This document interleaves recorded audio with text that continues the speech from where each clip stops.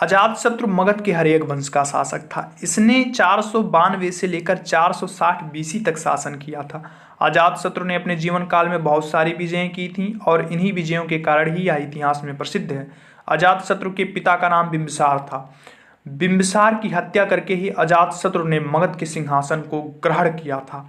अजातशत्रु ने अपने जीवन का पहला युद्ध कौशल नरेश प्रसेनजित के साथ किया था। प्रसेनजित ने अपनी बहन महाकौशला का विवाह बिंबिसार के साथ किया था और इस विवाह में प्रसेनजित ने काशी प्रांत को बिंबिसार को दहेज में दिया था। काशी प्रांत से 1 लाख की वार्षिक आय प्राप्त होती थी। लेकिन जब अजातशत्रु ने बिंबिसार की हत्या कर दिया, इसके बाद महाकौशला ने भी दुख में अपने प्राण त्याग दिए।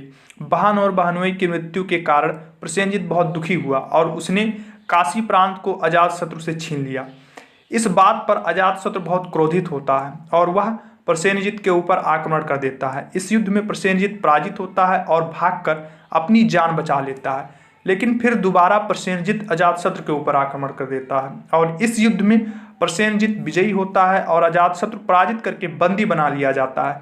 लेकिन संबंधों की निकटता होने के कारण प्रसेनजित ने अजातशत्रु से अपनी पुत्री वाजिरा का विवाह कर दिया और साथ ही काशी प्रांत को पुनः दहेज के रूप में अजातशत्रु को सौंप दिया। इस तरह से अजातशत्रु हार कर भी जीत जाता है और एक विशाल साम्राज्य का स्वामी बन जाता है।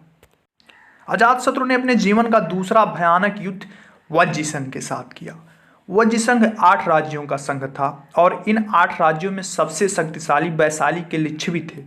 लिच्छवी नरेश चेटक ने अपनी पुत्री चेलना का विवाह बिंबिसार के साथ किया था और इस विवाह में गंगा नदी में स्थित रत्नों की खान पर एक समझौता हुआ था कि गंगा नदी में जो रत्नों का खान है उस पर वज्रसंघ और बिंबिसार दोनों का आधा आधा हिस्सा होगा, मतलब 50-50 पार्टनरशिप।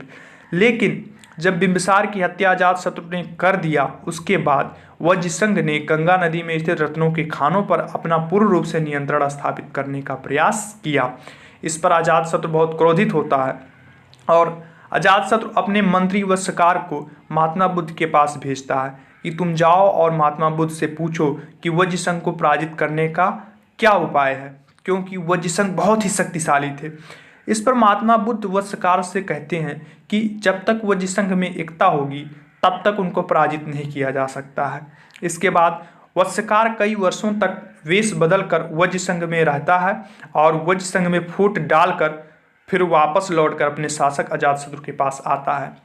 इसके बाद अजातशत्रु एक भयानक सेना के साथ वज्रसंघ पर आक्रमण कर देता है और इस युद्ध में वज्रसंघ पराजित होता है।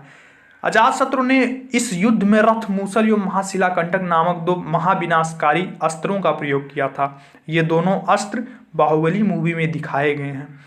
उम्मीद करता हूं दोस्तों वीडियो आपको पसंद आया होगा। अगर वीडियो पसंद आया है तो चैनल को लाइक, शेयर एंड सब्सक्राइब करना ना भूलिए। मिलते हैं एक नई वीडियो में एक नए राजा की युद्धों के बारे में जानेंगे। उसमें धन्यवाद।